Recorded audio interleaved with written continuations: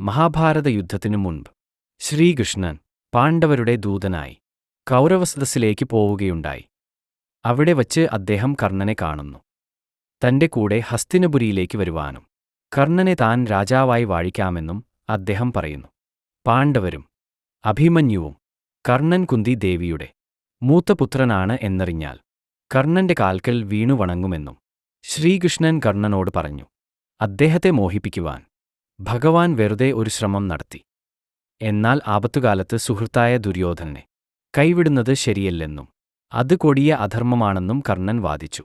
പാണ്ഡവരെ അരക്കില്ലത്തിൽ വച്ച് തീയിട്ടു കൊല്ലാൻ കൂട്ടുനിന്നതിൽ നിന്നും ഞാൻ അതീവ ദുഃഖിതനാണെന്നും അവർ തന്റെ സഹോദരങ്ങളാണെന്ന് അറിഞ്ഞതിനുശേഷം പാപമോചനത്തിനായി താൻ തന്റെ സമ്പാദ്യങ്ങൾ എല്ലാം ദാനകർമ്മം ചെയ്യാൻ പോകുന്നു എന്നും കർണൻ ഭഗവാനെ ധരിപ്പിക്കുന്നു. നീതിയും ധർമ്മവും കൂടെപ്പിറപ്പായ കർണനെ നോക്കി ഭഗവാൻ ചിരിച്ചു. എന്നിട്ട് യാത്ര പറയുന്നു.